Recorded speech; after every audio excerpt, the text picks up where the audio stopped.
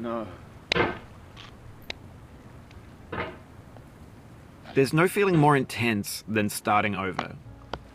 If you deleted your homework the day before it was due, as I have, or if you left your wallet at home and you have to go back after spending an hour in the commute. If you won some money at the casino and then put all your winnings on red but it came up black. If you got your best shirt dry cleaned before a wedding and then immediately dropped food on it. If you won an argument with a friend and then later discovered that they just returned to their original view. Starting over is harder than starting up. If you're not ready for that, like if you've already had a bad day, then what you're about to go through might be too much. Feel free to go away and come back. I'll be here. Alright, thanks for coming with me on this trip. I'll understand if you have to take a break at any point. Just find a safe place to stop and quit the game. And don't worry, I'll save your progress, always, even your mistakes. This game is a homage to a free game that came out in 2002, titled Sexy Hiking. The author of that game was Jazuo, a mysterious Czech designer who was known at the time as the father of B games. And B games are rough assemblages of found objects. Designers slap them together very quickly and freely, and they're often too rough and unfriendly to gain much of a following. They're built more for the joy of building them than as polished products. In a certain way, Sexy Hiking is the perfect embodiment of a B game. It's built almost entirely out of found and recycled parts, and it's one of the most unusual and unfriendly games of its time.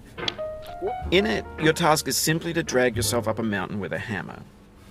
And that act of climbing, in the digital world or in real life, has certain essential properties that give the game its flavor.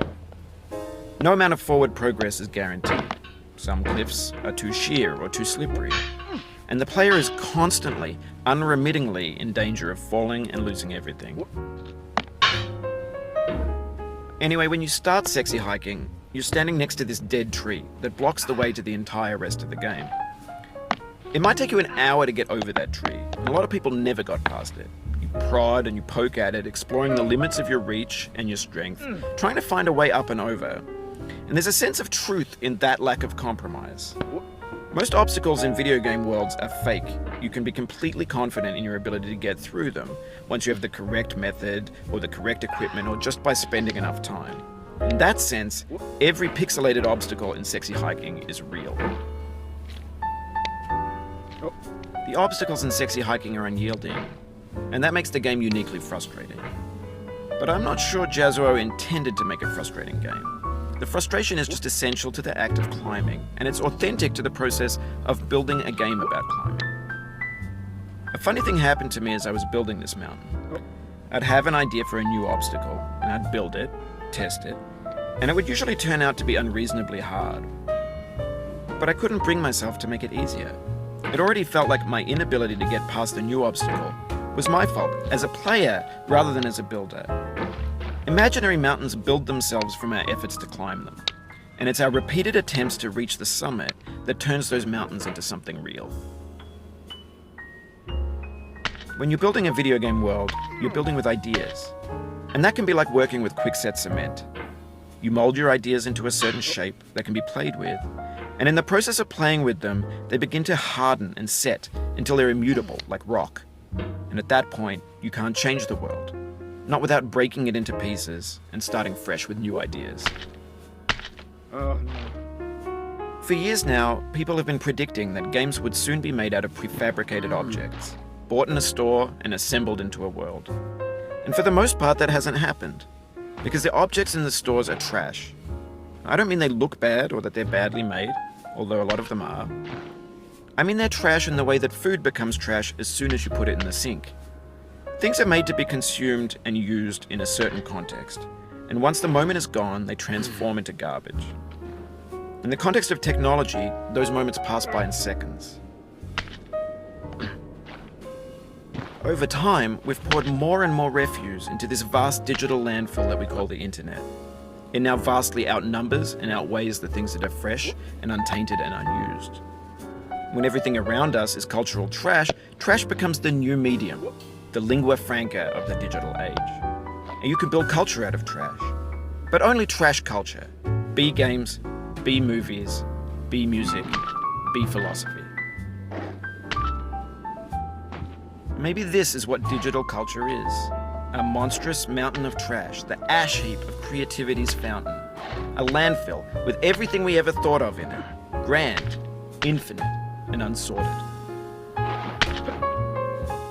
There's 3D models of breakfast, Gen X's fanfic novels, scan magazines, green screen Shia LaBeouf, banned snuff scenes on LiveLeak.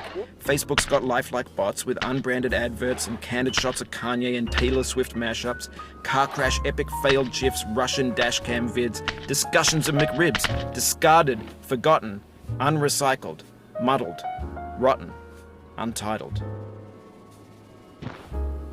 Everything's fresh for about 6 seconds, until some newer thing beckons, and we hit refresh. And there's years of persevering, disappearing into the pile, out of style, out of sight. In this context, it's tempting to make friendly content that's gentle, that lets you churn through it but not earn it. Why make something demanding if it just gets piled up in the landfill, filed in with the bland things? When games were new, they wanted a lot from you. Daunting you, taunting you, resetting and delaying you. Players played stoically. Now everyone's turned off by that. They want to burn through it quickly, a quick fix for the fickle, some tricks for the clicks of the feckless.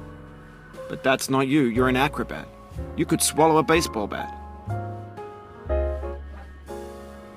Now I know, most likely you're watching this on YouTube or Twitch, while some dude with 10 million views does it for you. Like a baby bird being fed chewed up food. That's culture too. But on the off chance that you're playing this, what I'm saying is, trash is disposable, but maybe it doesn't have to be approachable. What's the feeling like? Are you stressed? I guess you don't hate it if you got this far, feeling frustrated. It's underrated.